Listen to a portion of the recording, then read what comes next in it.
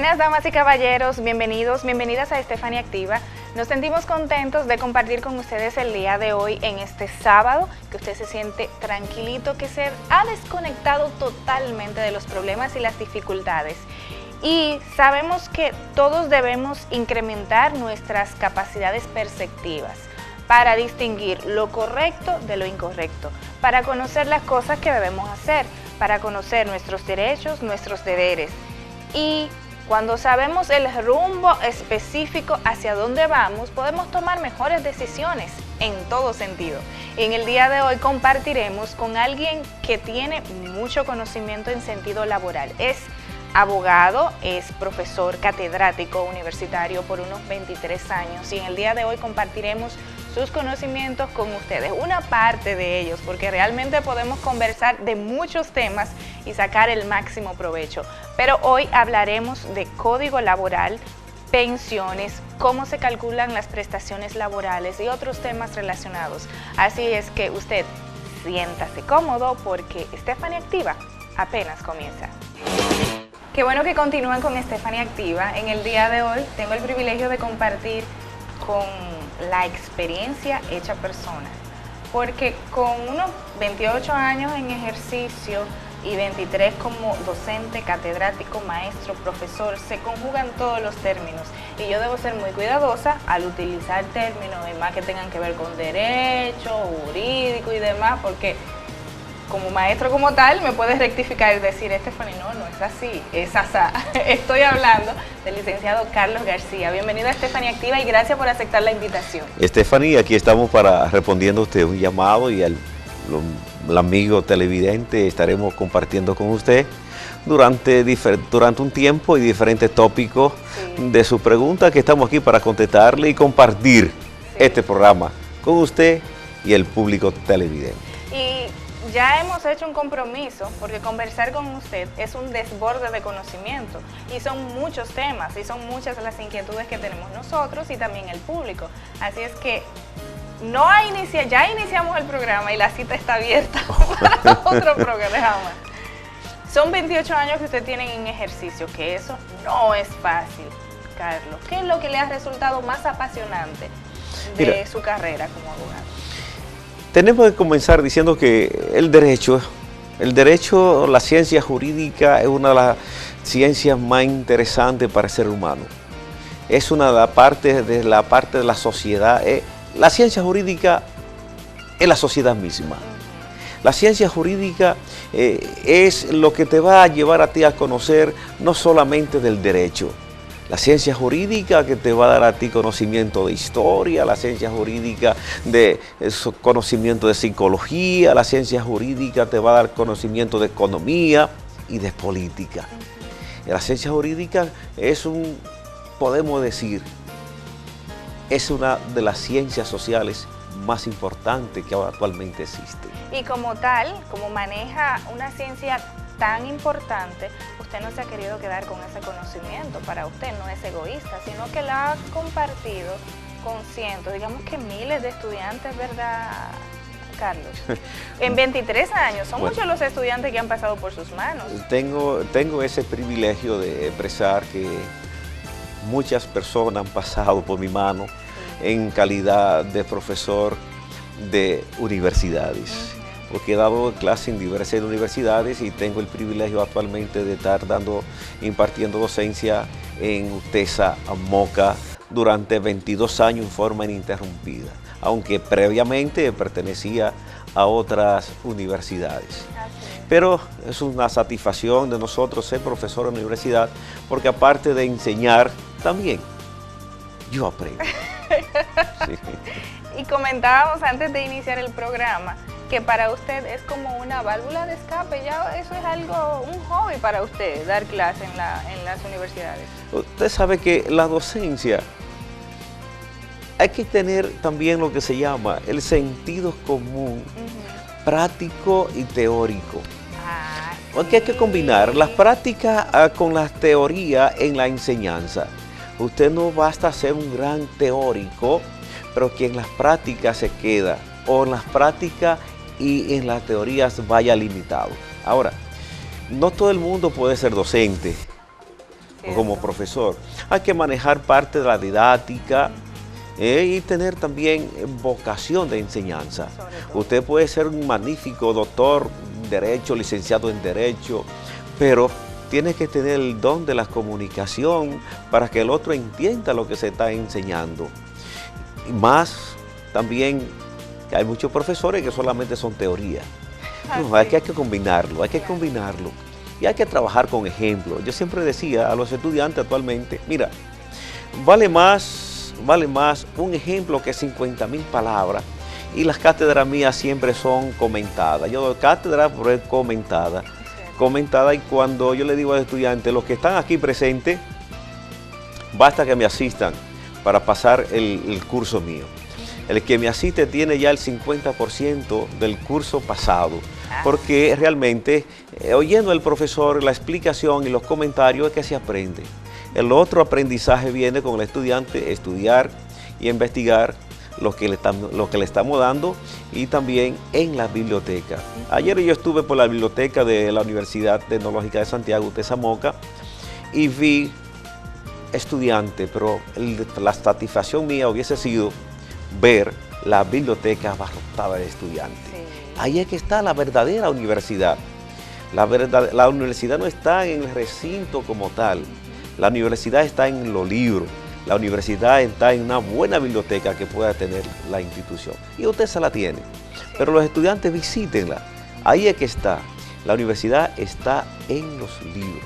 Es cierto. Lo que pasa es, Carlos, que ahora es más fácil para los estudiantes porque como tienen tanto acceso a la tecnología, pues descargan sus libros, lo tienen ahí siempre consigo en sus tablets o sus teléfonos móviles, pero el ambiente de las bibliotecas facilita el aprendizaje. Indiscutiblemente, sabemos que la vía electrónica, el internet facilita, y también les digo, la biblioteca más extensa que ustedes pueden tener también en las redes, son las redes, sí. la vía del internet, pero muchos estudiantes ni copian los libros, ni los copian.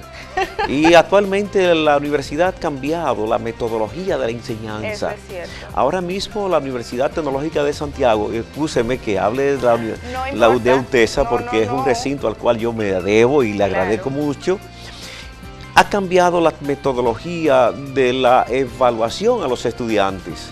Ahora nosotros no podemos dar evaluaciones, lo que se llama exámenes, en base a un valor de 30 puntos. No, ya eso está prohibido. Hay que distribuir la forma de evaluación. A los estudiantes necesariamente tenemos que llevarle al campo de la investigación. Le evaluamos una parte teórica y otra parte de las investigaciones que tienen que hacer, investigaciones con relación grupo, investigaciones, planteamiento de trabajo en equipo, trabajos individuales y exposiciones. Y ahí el estudiante va haciendo una combinación de teoría a las exposiciones prácticas que también van haciendo. Y eso es importante. Es genial, Carlos, porque muchos no somos buenos examinando, no nos ponemos nerviosos, podemos tener todo el conocimiento, no sabemos todo, pero cuando tenemos el examen aquí en la mano, en blanco. Eso es cierto. Mira, hay uno que está haciendo señas y que dice que se pone en blanco. Eso es cierto. Hay estudiantes que el día del examen hasta nerviosos le caen. Sí. Hay otros que no se saben evaluar. Incluso los propios exámenes, los profesores tenemos que ponerle exámenes que no sea solamente desarrollo. Los exámenes tienen que llevar desarrollo y falsos verdaderos y otra parte que tienen que estar combinados, claro. También con planteamiento. Ahí es que está el examen. Los exámenes no deben ser solamente exposiciones por escrito. Claro, y eso es fundamental porque se forman profesionales que se van a insertar en el mercado laboral y van a tener buenos resultados. Claro. Y de eso es específicamente lo que queremos hablar. Estamos hablando de todo un poco, pero yo lo quiero aprovechar al máximo. No. Y para concluir lo que usted acaba de decir, es cierto. Y en esto escuchaba al ministro de Educación expresando de que realmente a los profesores en las universidades tenemos que capacitarle con mucho mejor, porque ellos mañana van a ser los instructores, los facilitadores a los demás estudiantes. Okay. Y si el facilitador no comprende ni él mismo lo que está dando, mucho menos lo va a comprender aquella persona que va a tomar la savia, el fruto de la enseñanza, que es el estudiante. Entonces muchos estudiantes se gradúan y, oye, yo soy licenciado, soy abogado, pero yo no sé nada. ¿Por qué? Porque a lo mejor dos factores hubieron. La comunicación por parte del profesor y la iniciativa también por parte del estudiante. Claro. Hay que llevarlo combinado. No solamente el profesor, el estudiante también tiene que poner parte de empeño a que cuando va a una universidad tiene que olvidarse de muchas cosas, sino saber que él quiere alcanzar una meta. Aprender y desaprender. Lo más bonito ver a los estudiantes el día de la graduación cuando están tirando hacia arriba, Wow, sí. los birretes, que muchas veces hasta se le pierden de la emoción que Y se le todo da. el mundo coge uno diferente, Coge, no sabe cuál fue, pero toma, pero esa es la emoción del estudiante. Ay, sí, eso meta es cierto. alcanzada. Eso es cierto. Sí, y la meta alcanzada es con el sacrificio Claro. y esfuerzo Y del estudiantado. Hablando específicamente de esos sacrificios, y usted como mencionaba, hacía la referencia del ministro de Educación, Carlos Amarante Baret, para el cual enviamos un gran abrazo por todo el esfuerzo que está haciendo, por crear o hacer con su equipo realmente una revolución educativa. Recientemente se presentó un caso en uno de los colegios, que ya es un centro educativo porque se hizo una alianza estratégica con el Ministerio de Educación, con profesores, con docentes. Y vamos al tema laboral. Ellos por cierto tiempo, no conozco realmente la cantidad del tiempo en que estaban elaborando en el colegio, pero al tomar el examen para insertarse en la parte pública, sí, al sistema laboral público, no aprueban el examen, es decir, no pasan. Y ahora nosotros nos quedamos con muchas interrogantes. ¿Y qué va a pasar? ¿Realmente se le dará una oportunidad desde el Ministerio de Educación? ¿Qué dice el Código de Trabajo? ¿Están registrados o regidos por el Código de Trabajo o el Ministerio de Administración Pública? ¿Cómo se desata este revolú? Dígame usted. Muy bien. Mira, y ahí comienza lo que decía el ministro, mi amigo personal, tengo que decirlo. Quiero decirle que, le decía, bueno, si los profesores no pasan el concurso de oposición que hace el Ministerio de Educación, sí, es porque hay debilidades en los conocimientos básicos por una parte, o podríamos decir, o son los concursos, la forma de evaluación, una forma tal cual limita a aquellas personas con que lleguen a la puntuación. Que lleguen a las puntuaciones. Bueno, yo diría que realmente los profesores deben tener mejor capacitación para eso. Claro, yo sé que muchas veces van a estudiar, van a trabajar con menores, adolescentes, y esos menores adolescentes tienen que tener personas capacitadas. Porque dicen, bueno, la primera educación comienza en la casa, pero la segunda y más fundamental comienza en la escuela. Yo me acuerdo cuando yo estaba en la escuela primaria, decía el profesor, si usted pasa por la puerta y la encontró cerrada, no la deja abierta, ciérrela. Claro. Eso me quedó a mí por siempre grabado. Eso, muchas cosas se aprenden también en la parte de las escuelas. Y los profesores tenemos que tener mejores capacidad.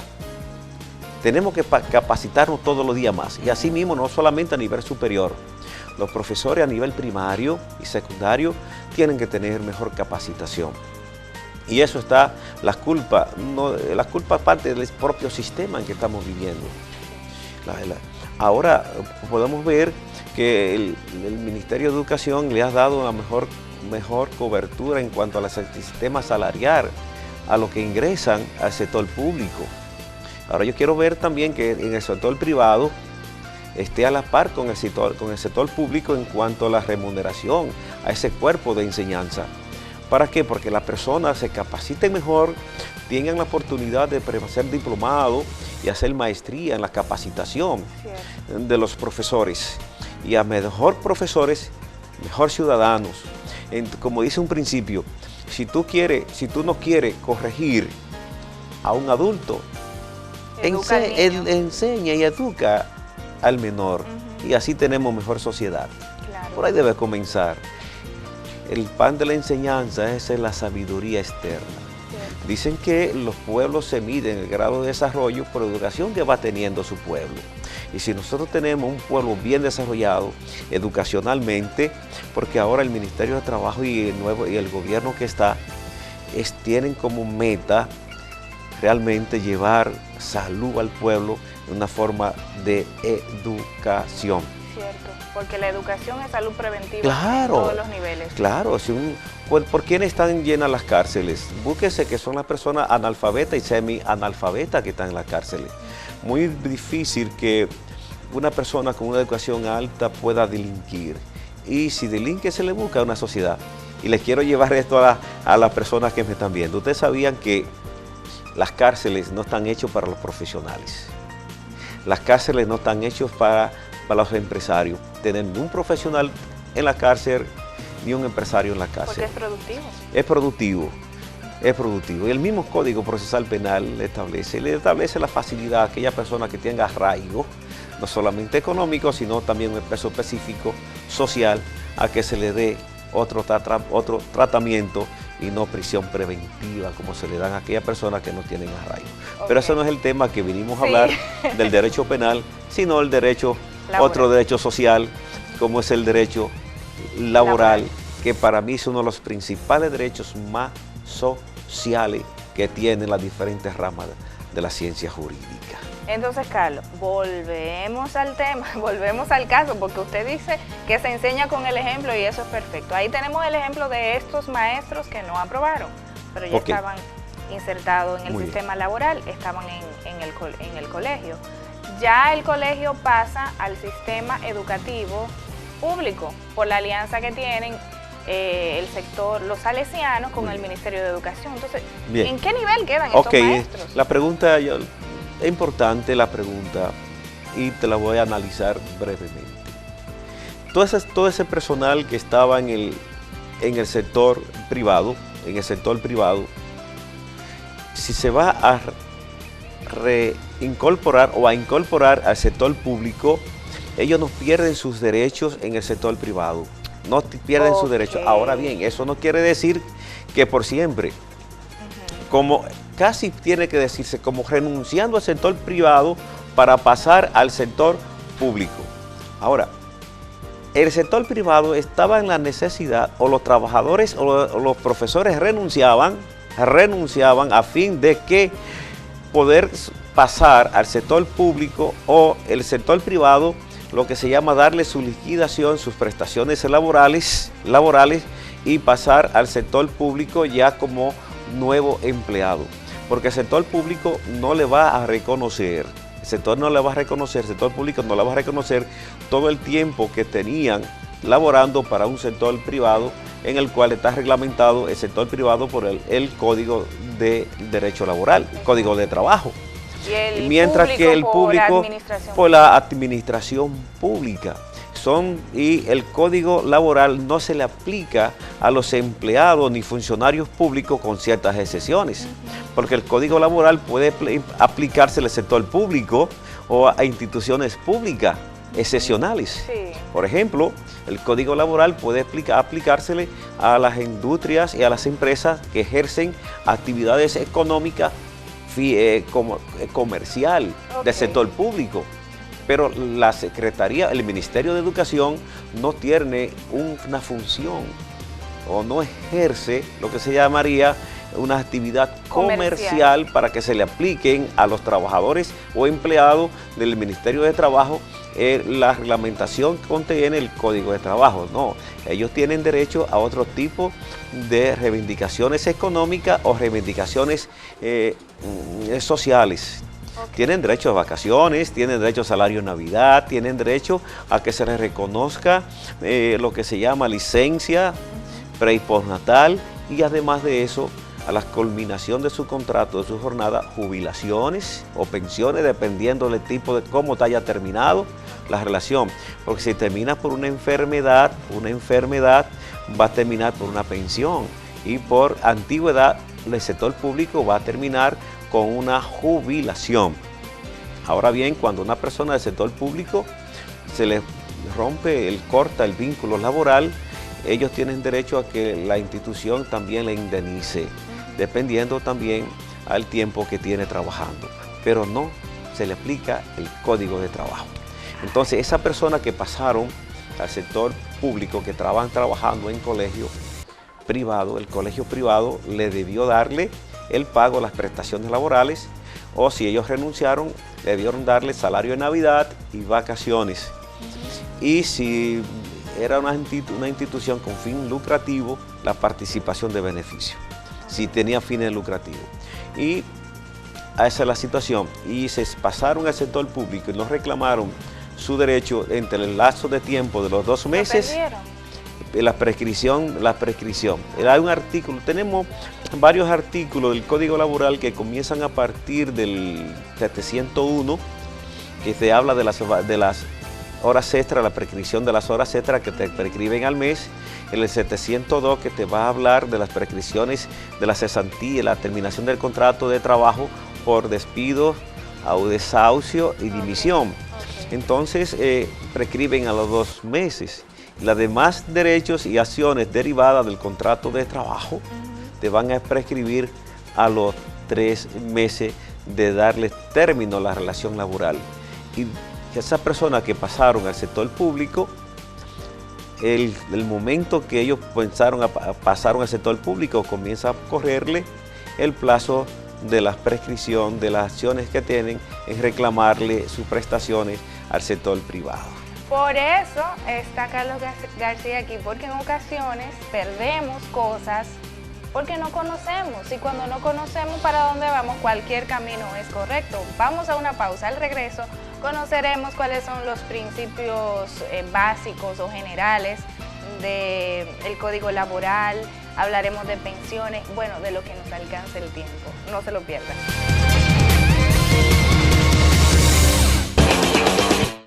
Gracias por continuar con Estefanía Activa, y tenemos el privilegio de seguir conversando. Ay, cuánto conocimiento, Dios mío, tiene Carlos García.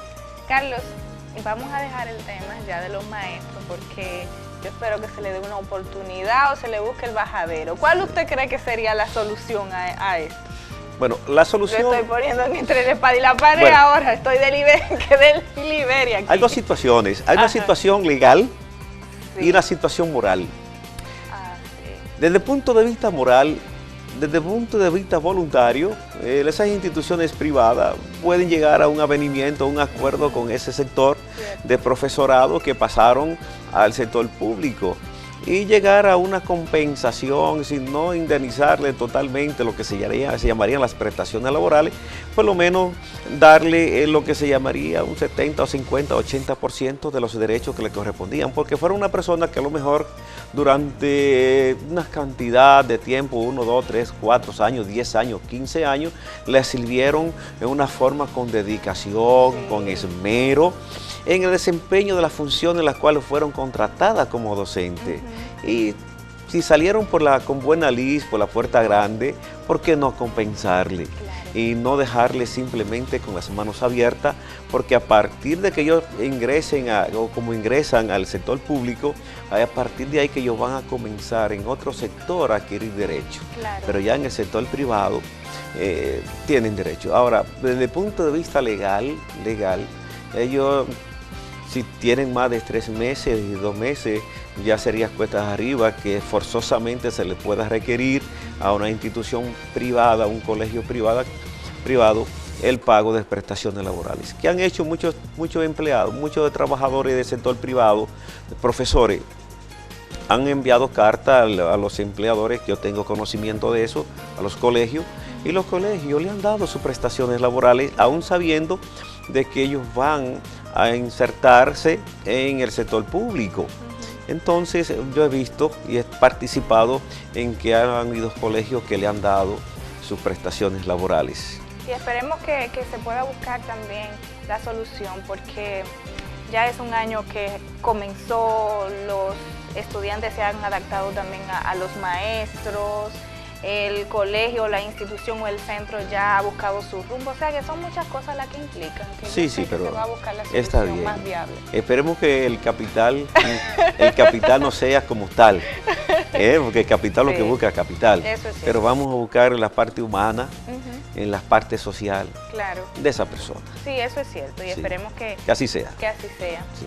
¿Cómo se resume el Código Laboral? ¿En qué se resume? Bueno, esa pregunta, le voy a decir, nunca me la habían formulado. Pero tenía que ser en Estefanía ¿En qué se Activa. resume el Código Laboral?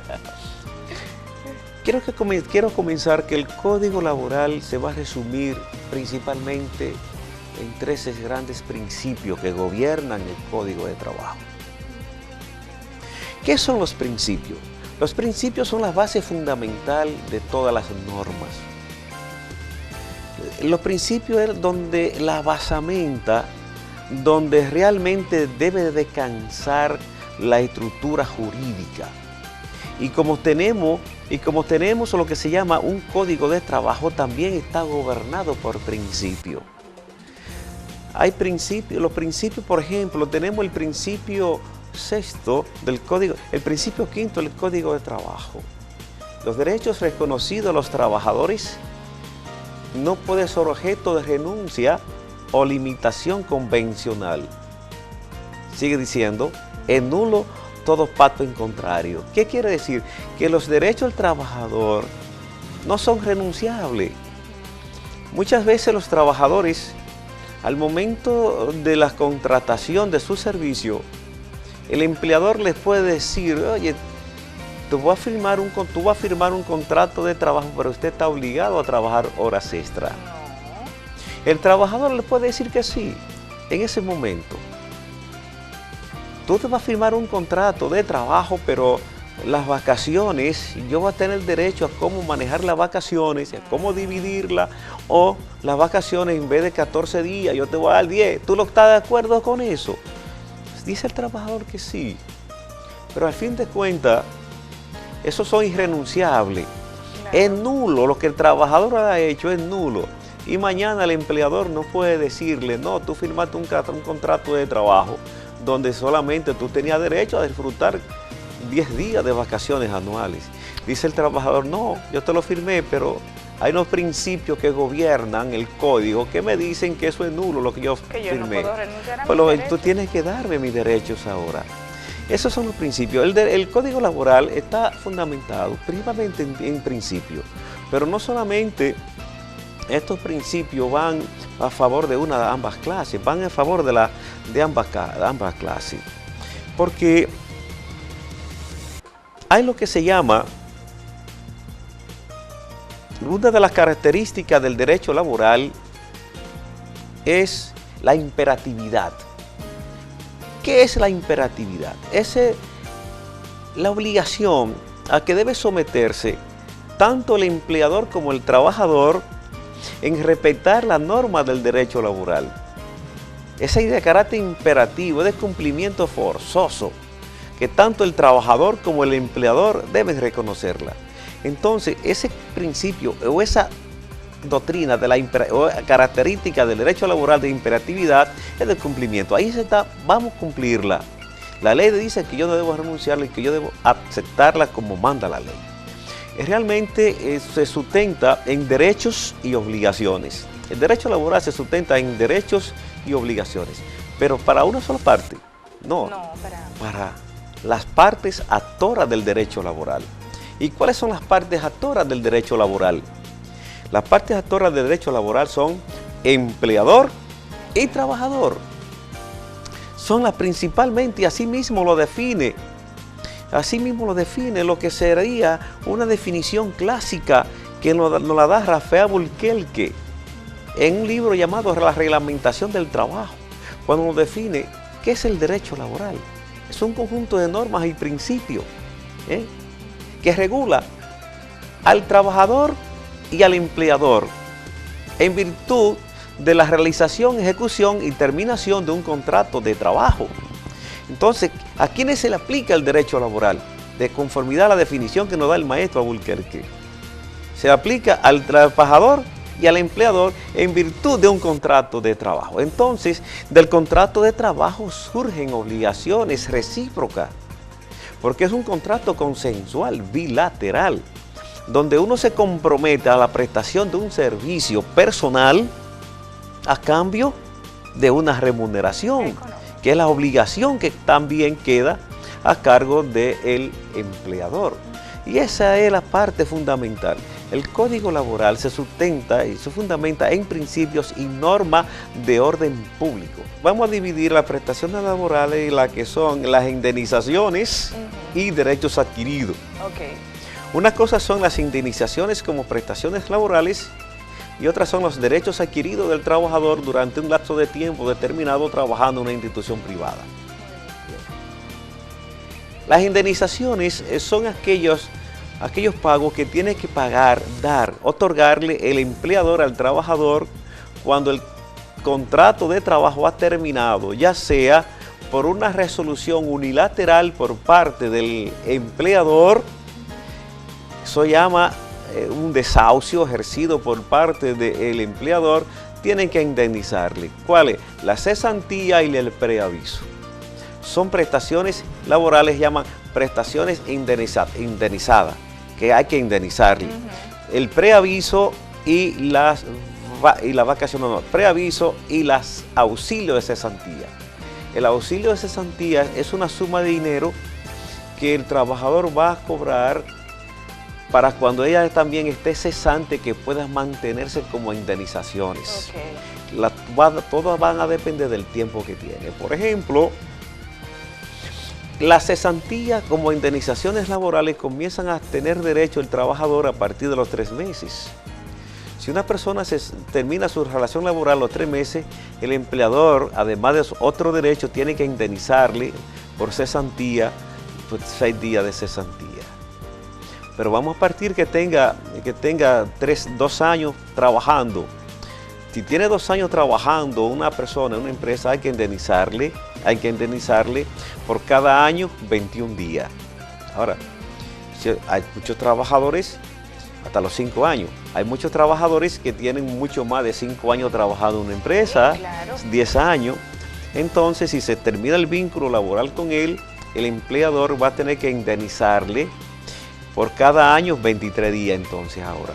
Porque a partir ya de los 5 años, el trabajador pasa de un renglón de, en vez de 21 días por cada año, hay que indemnizarle 23 días por cada año. Si tiene 10 años, por cada año le vamos a dar 23. Entonces multiplicaríamos 23 por 10.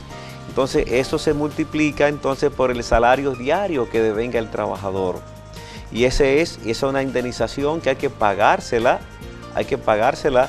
al trabajador cuando termine, ya sea por un desahucio o el contrato ya terminado por culpa del empleador, ya sea por un despido injustificado.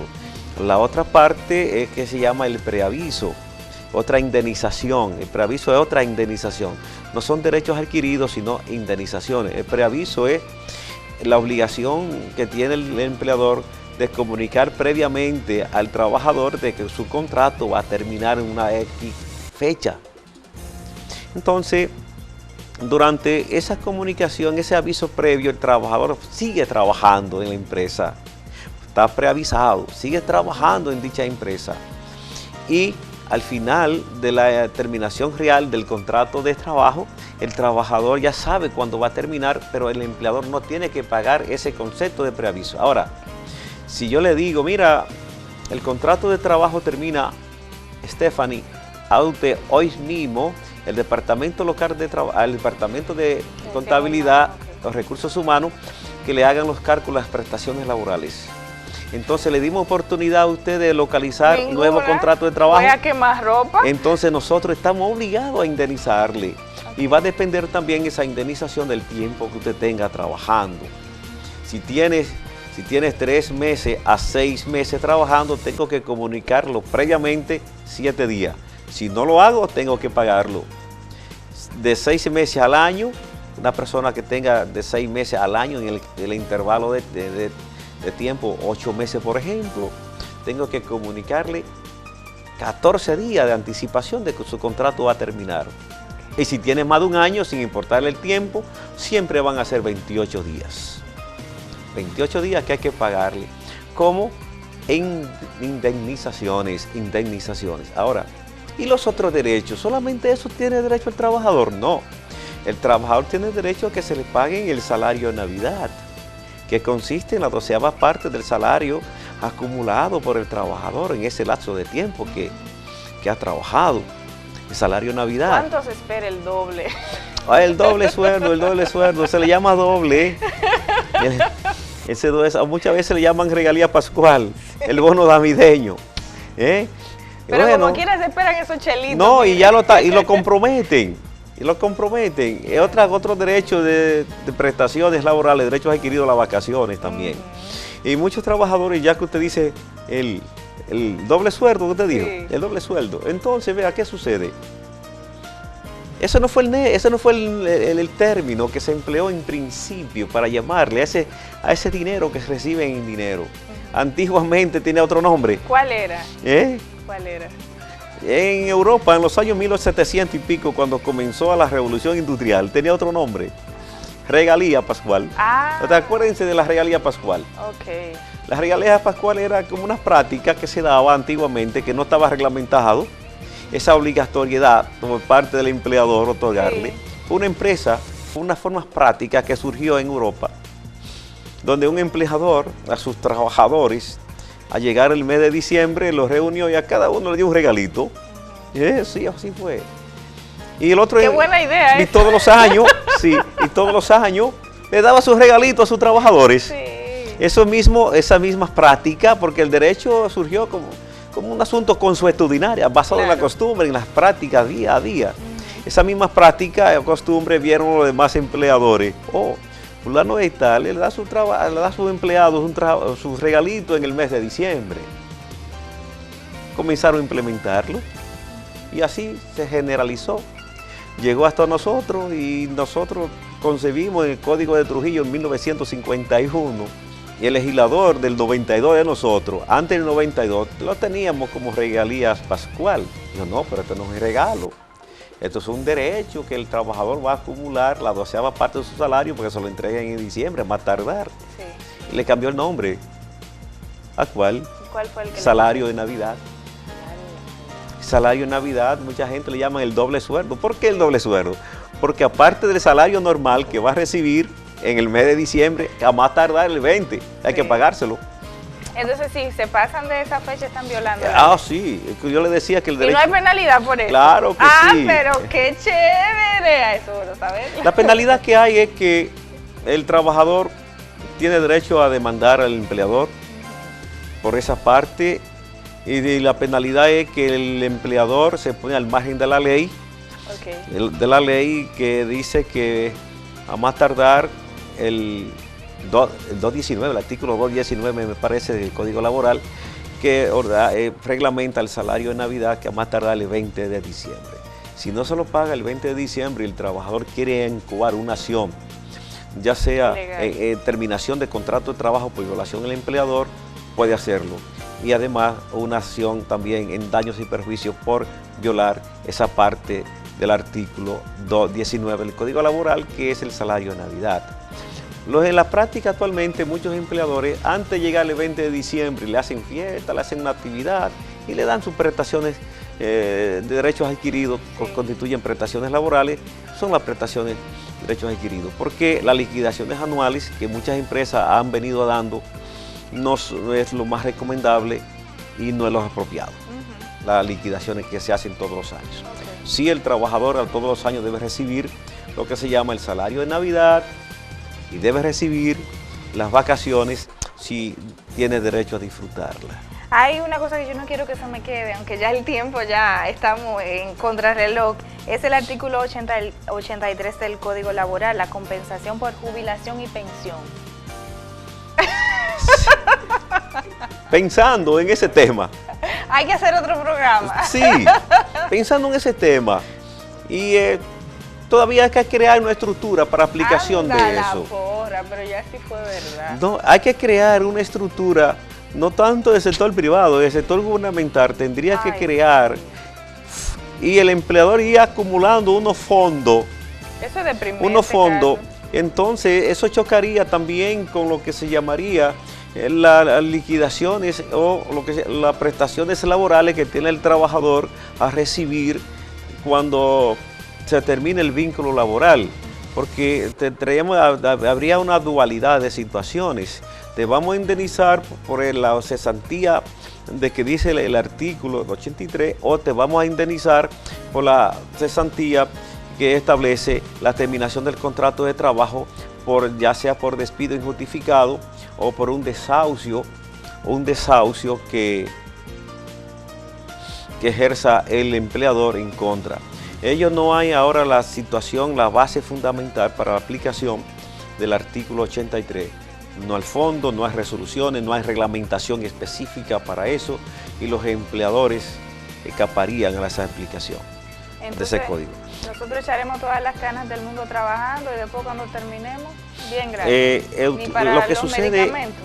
la ley 8701 reglamenta el sistema de la seguridad social. Usted puede, por antigüedad en la prestación de un servicio, y si usted ha cotizado, se ha cotizado. Pero eso no da ni para la pastilla, Carlos. Si ha cotizado la suficiente y ha llegado a 65 años, va a tener a través del sistema de la seguridad social una compensación. ¡Qué barbaridad! Una compensación. Por ejemplo, yo tengo trabajando en una institución 22 años en forma ininterrumpida. Ajá. Y he estado cotizando, no de ahora, del sistema de la seguridad social, sí, de cuando existía la ley 1886, ¿Y le 96. tocará algo a usted? ¿Eh? ¿Le tocará algo? Sí, yo creo que yo cumpla 60, cuando cumpla 65 años yo me voy a jubilar. Y eso es usted que dice, yo creo, ya sí fue. No, realmente, realmente, usted sabe que uno tiene unos fondos de pensiones ahí, vamos a ver si esos fondos aparecen después. Si no lo invierten bien invertido, Pues eso es así, porque si lo invierten bien invertido, nosotros vamos a garantizar una parte, pero que les voy a decir esto también, que no sea tan burocrático para una persona con derecho a una jubilación. Cuando hablamos por jubilación es por la antigüedad de prestación de servicio.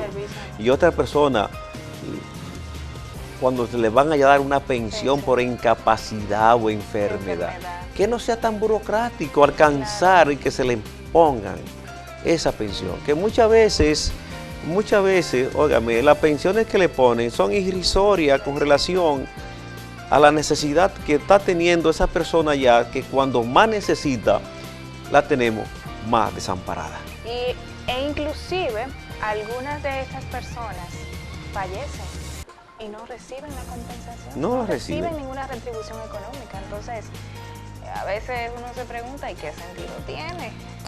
No, y a todos los trabajadores se les va descontando de su salario normal parte de lo que van dejando en la AFP. Claro. Y la parte también que se le van descontando para asuntos de jubilación y pensiones. Que es mucho, sí, Carlos. Aunque el empleador actualmente, la ley contempla con el asunto de riesgos laborales, le corresponde al empleador cubrir todo lo que se llama riesgos laborales, sobre accidente y todo eso. Okay. Y esa parte la cubre el empleador.